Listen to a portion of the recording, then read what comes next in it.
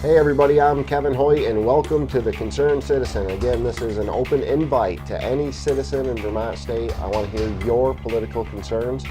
Today we've got a special guest, Bruce Busa. Am I saying that right? Bruce Busa. Busa, and is running for Senate, right? Yeah, United States Senate. United States Senate. And again, I just want to be clear to everybody here, I've invited all of Bruce's opponents, and you're the only guy that has any concerns apparently. The only one to show up. Again, that invitation is open to any political candidate. I've sent out invitations, but come on in. You guys are citizens too, so let's talk about concerns, and it's just an open talk. It's not even a debate. So, Bruce, what's your concern, man? Well, I think the major part of it is losing Vermont, really, basically. And why I say that is, what I know of Vermont is we all like to argue with each other, but afterwards we're all friends again, you know, and we don't go too far with it, but we get serious about it. Right. And it's like going to town meeting, you know, and boy, you give it your all, back and forth, and but the next day you meet in the store, and guess what? You're friends again. Sure, you're still giving it to each other for a few days, but right, we've kind of you go on, sight of that. The division is what you're talking about, right? Right. The Democrat versus Republican, trying to get messages and having open, civil discussions. Correct. And again, losing Vermont, instantly when I heard that at first, I think of our culture, and there's a whole bunch of different directions we can go here with that, right? From guns to, but you're right, the basic communication is, we're losing it. It's amazing to me in today's technology, right? It's a information sharing superstar. We've never had communication like we've had. You can instantly talk with someone on the other side of the world. But the drawbacks from cell phones, right? The communication between individuals on a personal level, I think we're losing that too. Yeah, knowing the other person is actually a human being. Right. You know, and once I find when I actually meet people, it's a lot easier to communicate with them. It is. Than on those gadgets. Because even, you type something in there, they don't hear what you're really feeling. Right. Or what your tone of your voice or anything. I do. And they just, whatever's in their thought becomes what they hear. Right. And this is absolutely happening on both sides. Yeah, I do the same thing. And I hate to say sides, Democrat versus Republican, but that's what I'm saying. Everybody, I'm sure, knows what I'm talking about, right? Both sides are guilty of this. So it's not just a one-sided thing. On the conservative side, I feel shut down completely. I've had my political page removed from Facebook. I'm not allowed to share. I've been banned and blocked. They do a thing called gang reporting, so every time I post something, it's just instantly shut down. It's been very difficult for me to get my messages out to people, and I've heard of a lot of other conservative candidates specifically. No one agrees. I've never agreed with any politician in my life 100% until now, because it's me running, right? Most candidates, I like most of their views, but there's a few things that I don't like, right? And it's hard to find somebody that's going to agree with you 150%. But you pick the best representative that represents your beliefs, and we run with that, right? Well, you say that, and I'm not sure if I believe myself 100% of the time some of the things that'll come out of my mouth. Right. I have to go back and research and see what in the world did I just say, and look into it a bit more sometimes, Right. Which is, I think, a healthy thing. I do too, and that's part of this show. There's a lot of people that have complaints and problems with me or my policies, but this is your opportunity. Come on in and show me where my policies are flawed. I have a certain belief, and I've got the historic evidence and data that brought me to that conclusion, and I'll share it with you. And then you can have your piece, and we can talk this through like we used to do. And at the end of the day, we go have a coffee together. And that's called the redress of grievance. Right, this basic communication. Yeah, and that's in the Constitution, and it's a major part, it's the Bill of Rights, major part of getting things settled is to have your grievance addressed and considered You know, you might get a no, that's all right, but it needs to be heard and considered. Right. And then it can be rejected if the people wanted to reject it for whatever reason. But you need to have that back and forth You talk about it. to get to the root cause of what's going on. Right, right. So message sharing, communication, absolutely. And I think voting in general, a huge problem that I'm seeing, and I was guilty of it when I was younger. I complained like everybody, but I didn't really vote. I didn't think my vote counted. I don't think I mattered, especially when we're talking about the big elections. But it really does.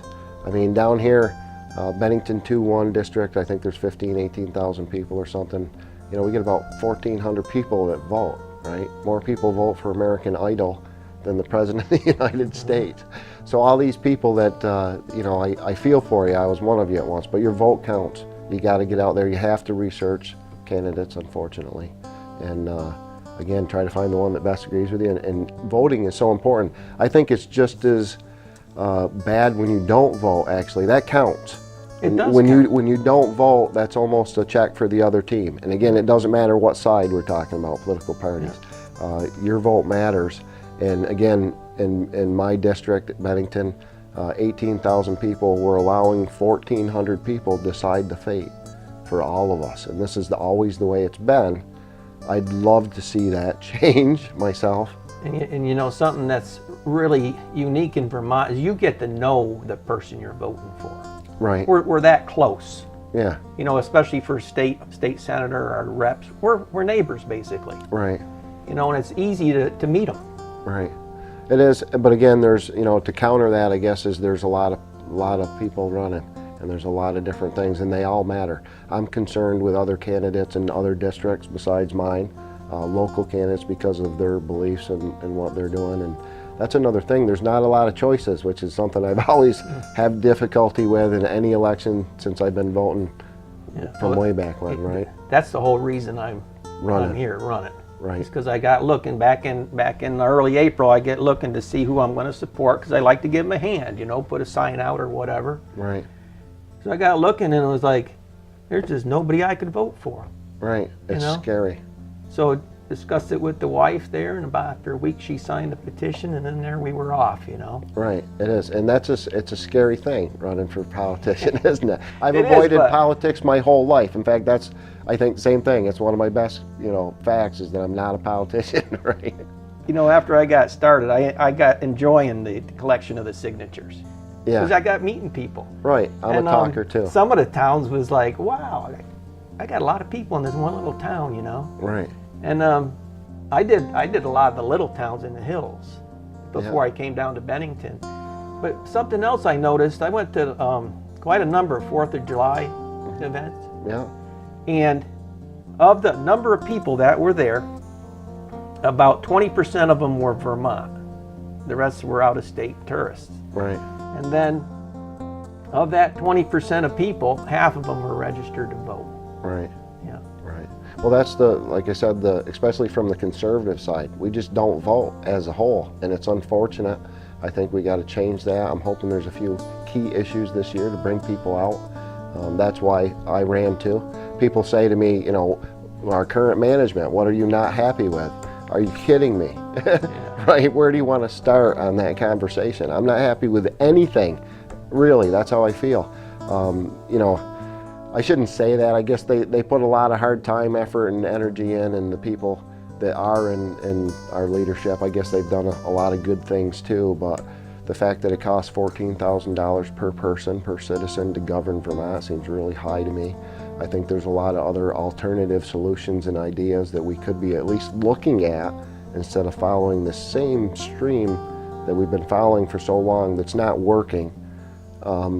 We need that. What do you think of term limits? Well, they're needed, but I think we can vote them out. Yeah.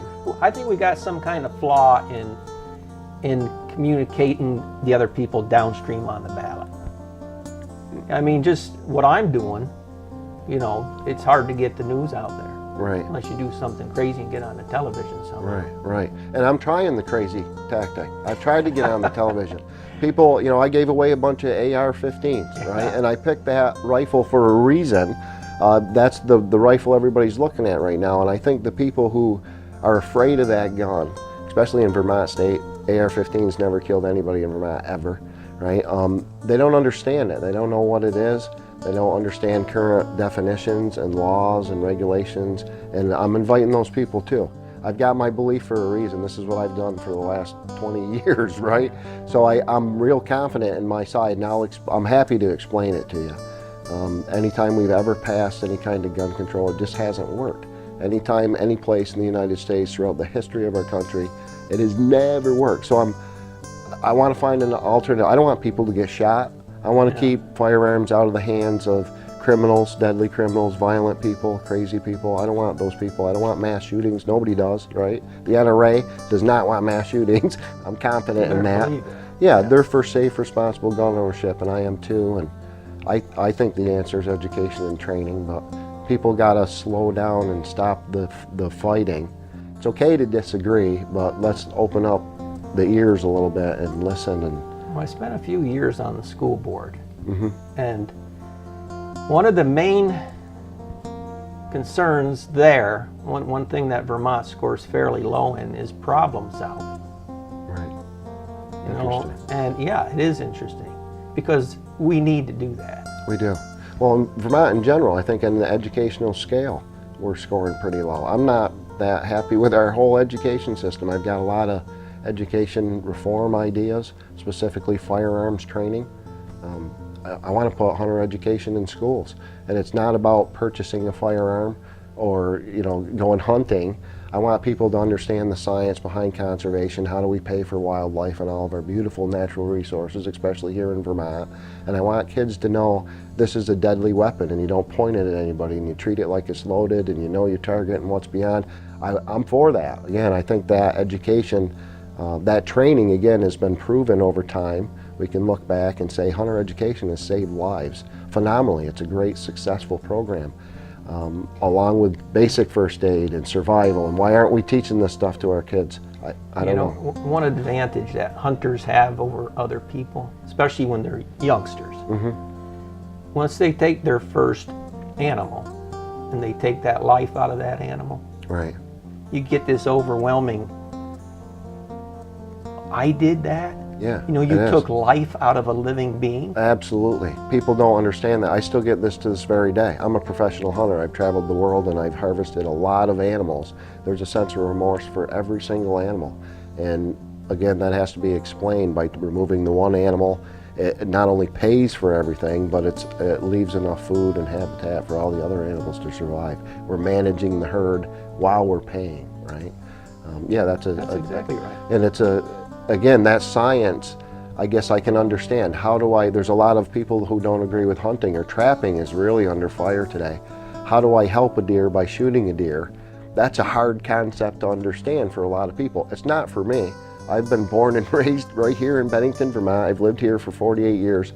Everything that I'm doing right now that is all of a sudden controversial is because I'm running for political office. It's the same things I've been doing for 40 years.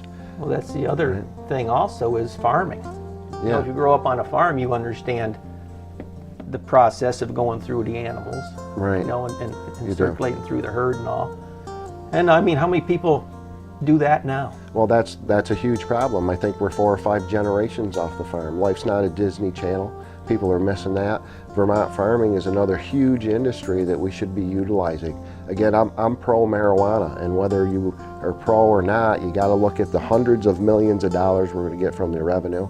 And even if it's not the medical marijuana type, I don't understand why we're not utilizing hemp. It lasts 10 times longer, it's 10 times more fire retardant, and everything about it is just better. I would love to see Vermont farms come back to life with that vision, I guess, right? Sure, you got to be an entrepreneur and see what the need is and supply the need. Right, and there's lots of them. Right. Yeah, the resources too, especially here in Vermont. Again, you live in a beautiful section over there in Reedsboro. Yeah. Filled with wildlife and beautiful mountains, and I think that's all we have. I don't think people are coming to Vermont for our fabulous nightlife, right? Right. I think it's to hunt, to fish, to hike, to ski, to Look at the leaves. right, mountain bike or a covered bridge. Drink It's all maple syrup. it's all outdoor stuff, right? That's what we have is our natural resources. I think that's the key to economic growth and development in Vermont State. I want to get back to the inability for problem solving, Sure. right? And I believe the reason that is because in science class we're supposed to use a scientific method for problem solving, Right. right? And you go through that. But I think what's going on, there's a form of indoctrination instead of education. Right. Just like you're talking about the gun issue. Right. No, we don't want to deal with that. We want to put our own slant on it. Right. It's not education, it's indoctrination.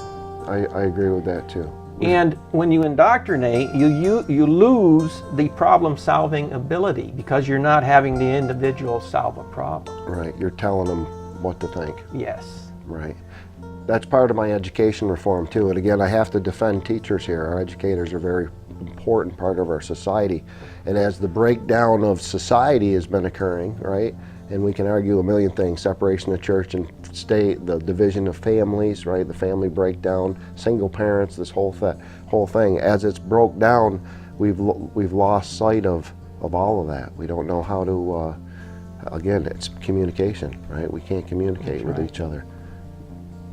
Yeah, I want to recognize the teachers too. They're individuals. Right. You know, and well, we've parented less and less as a society. That's what I was getting at, is that communication. I think we as parents we're not doing our jobs as good as we used to. And a lot of it is, I guess, the regulation. We've regulated ourselves to death. So we've probably lived in the safest time in our history of society. You can't do anything anymore. If me and you had a problem in high school, we met at the Bennington Rec Center over here and we'd beat the hell out of each other. And at the end of the day, and I'm not advocating for fighting, but at the end of the day, we'd be best friends or we know enough to stay away from each other. And bullying today, especially with the vices, it doesn't stop at school. At least when I was a kid, at 3 o'clock when the bell rang, I had my afternoon and I could do something. Today it's nonstop, it's full-fledged. And it's, again, it's that communication, lack of, you hate someone because of one issue, right? The gun issue is, I say, got me in trouble because there's a lot of people who don't understand it. I took a firm line in the sand. I hope everybody out there watching knows where I stand on the Second Amendment. I think it's pretty clear, but I took that line and I'm not afraid to do that, and I'll show you why I believe it. I guess people gotta talk about that and why am I so You gotta communicate. It goes back to communications. Right. And where I work at, if two people have a riff, you know what they're told to do the next day? Yeah. Get in the same truck and go up to our farthest facility and do something. They're forced to talk it out. You got to spend the day with that individual working together as a team to get a job done. Right. So it has to. That's old school Vermonter. If you got a dog and a cat and they're not getting along, you throw them in a box, right? Next day everybody's happy, right? That's tough love in a way. Yeah, we do. We have to force each other to talk and discuss these things, and it's so easy to do it civilly. I mean, I'm not a bad guy. Everybody that's got all these things against me, I don't hate anybody. I will listen and respect everybody and promise to be, civil about it at least. I want to know what your concerns are, and I want to talk them, and maybe you'll change my mind. Maybe I'll change your mind, but we got to talk about it to get anything done. We're not doing anything right now. We're standing still. And if you do talk with somebody and look them in the eye, they each have a soul. Right. Maybe they'll see that this is really a living person. And, right. Hey, we got some differences, so what? Yeah. We're neighbors. Yeah. I wish we could get rid of the tags. It's the stigma, no matter what we're talking about, whether it's the opioids or politicians. We got to get rid of the political stigma that goes with Republican. Every time when I shake somebody's hand and knock on their door, they ask me what I'm running. I say Republican, and it's, oh my God, Donald Trump's not running for District 2-1 in Bennington that I know of, right? Yeah. So I'm not really worried about, I'm not Donald Trump. I like some of the stuff he does. I don't like some of the things he does, right? It's like I said, I don't agree with him 100% either. This is me, and this is Vermont. This is my home too, right? I'm running. Do you remember when running for politician used to be a community service? You did it for the still is, the isn't greater it? good. I think it's a get-rich political career move now for a lot of these people. That's why I like term limits myself. I think 12 years for anything underneath the president is your maximum. Thanks for your service and you're out. I'd consider it for sure. Yeah. I like the same laws, rules, regulations, the same retirement, the same health care for Congress as the rest of us. You guys want to see Social Security reform, put them on the same list as the rest of us and let's see reform happen. There's got to be some sort of an accountability.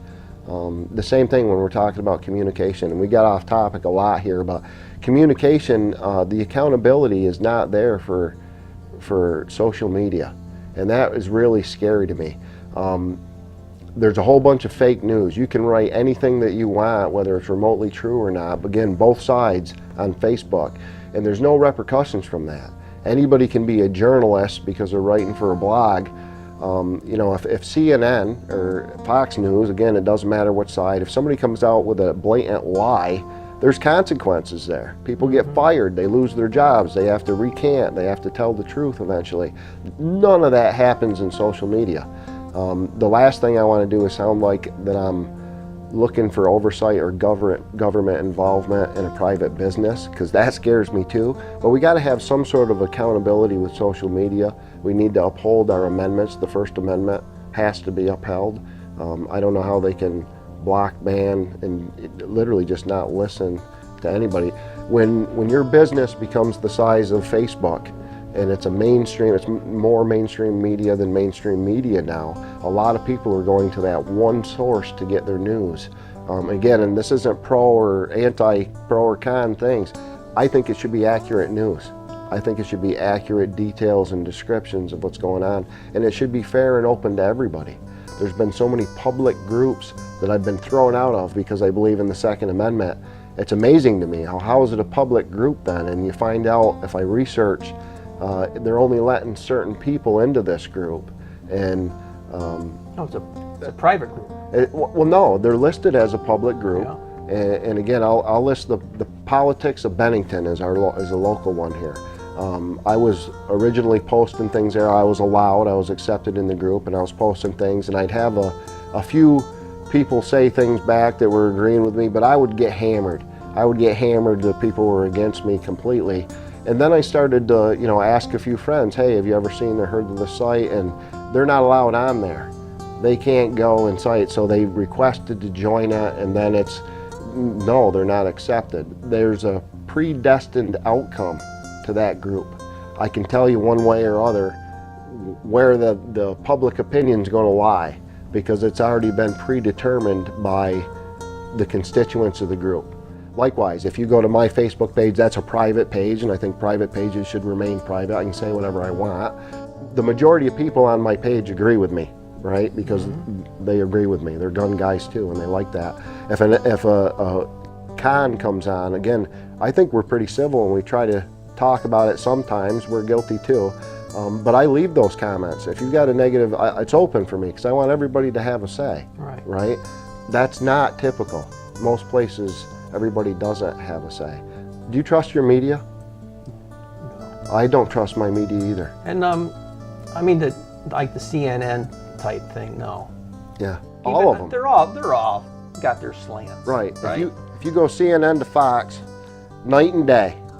Now, anybody that has half a brain knows the truth is in the middle. Yeah. Somewhere, right? And even local news, when I get reported on and I read it, it's like, close, close, but missed something. There's something missed in the translation. Every story about me, they get things wrong. And then it's, again, the titles, the headings, the way that it's reported on leads people in a certain direction too. Yeah, I don't think a lot of the reporters do it on purpose. Maybe there are some. Right. But I think there's good reporters, hard. Right. It's hard. You're the person writing the thing up, and nobody's. Right. And you're always going to have haters. That's a bad thing too. But I do think, again, I'm going to use CNN for the conservative standpoint. There's a lot of stories that they don't report that I think they probably should report. That's part of it. I think that's a propaganda thing. I think, and again, here's a plug for Catamount Access Television. This is the purpose for Access Television and Radio. So the government couldn't do this. They couldn't have a monopoly. Anybody is welcome to come here and say whatever you want. There's standards and guidelines, of course, but it's freedom of speech at its very best. And that's why these type programs are absolutely needed. Because if you don't trust your media like I don't, then we got to get our messages out there somewhere. So Exactly. I thought about becoming a media person Yeah. before. That'd be kind of neat, but some of the things that I would cover, you don't see them, right, right. in that light. And I don't want to sound anti-TV either. There's a ton of great reporters out there, right? And these guys, a lot of them are risking their lives. I've met lots of cameramen and reporters, Beirut or Lebanon, or these guys are like in the field doing some crazy, crazy stuff, trying to get the right reported story out there. But The again, ones who've made it back. right. And even then though, but when the story comes back, it's not necessarily, I'm a media guy. I spent 20 years doing this. I've done a lot of interviews for liberal networks. You never know how they're going to spin it, right? Now, I've been received really well and they listen to me and it's always been really, really positive. The only one I've ever turned down is like a hard copy because I knew what the spin on kids and guns was going to be with hard copy. I've seen their show. But other than that, I give people, I guess, the benefit of the doubt, right? I try to be honest and upfront and righteous with people, and I guess I expect the same in return. So I trust you until you give me a reason not to, right? I don't trust our media, I don't trust our government. That's why I'm running, that's why you're running. Yeah, so like you're talking about guns and all, and to understand how the bullet is ignited and how it goes through the entire device, Right. That's important to understand that. It And is. I relate that to the kids when I teach them how to drive. They need to know what makes the engine go up and down, Right. fire, Yeah. and how that is connected through the clutch to the transmission to the wheels. They Gotcha. need to know the whole thing. Right, That way, they're going to handle it safer and not right, abuse it. Well, yeah, because I'm the one that's got to fix it. right. There's a Well, I think that's important. They need to know what real definitions are. They need to know real safety stats. In my opinion, especially in Vermont, but in the nation, guns are a non-issue. I don't know why we're even talking about guns. There's so many other things. They're so much more important, killing so many more people. You got to get to the root cause of why are they even doing that in the first Right. place. I think But we the need- weapon they choose is one thing. Yeah. Well, media guidelines. We've glorified this. We've put up signs that say, hey, there's no one here at the school that's going to stop you. And we've glorified it, and we know that. When we show teenage suicide on television, there's more teenage suicides. This is the same thing that's happened. Not to mention just, there's legal, but then there's ethical. Like, I don't think we should talk about Nicholas Cruz. Everybody know who he is. We said his name 5,000 times for 3 months straight, right? Yeah. We glorified this kid. The only time I want to hear about Nicholas Cruz is when they're carting his dead body out of the school where he got shot, or when we convict him and lock him up for the rest of his life. Then we'd say, okay. I don't want to hide the news. It's important news. We should say that there was a shooting, right? Well, you know what else is going on? We're talking about the root cause of things. You notice that the definition of words is being changed. It absolutely is. Absolutely. The latest one is morals. That's Yeah. the one that they're working on now. Yeah, morals, ethics, assault like- weapon, terrorist. There's a whole bunch of scary ones. We've got Right. some serious situation. We're talking about the root cause of things, and it's going to come down to what's inside the person, their Right. moral understanding, right? And now we're going through changing the meaning of the word moral Right. to what? To whatever's I don't right know. in our own eyes, I'm pro common sense. I think you are too. We're about out of time for today. Do you have All right. any closing remarks? I appreciate you coming down. Is there anything that you want to say just to wrap this up? Yeah, I hope we can do it again. Okay. Maybe with some other help around here. You're welcome. And again, this is open for anybody who wants to come join us, please. I'm Kevin Hoyt. Come tell me your concerns. Bruce, I appreciate you coming. Yeah. Thanks. You guys remember to vote. It counts.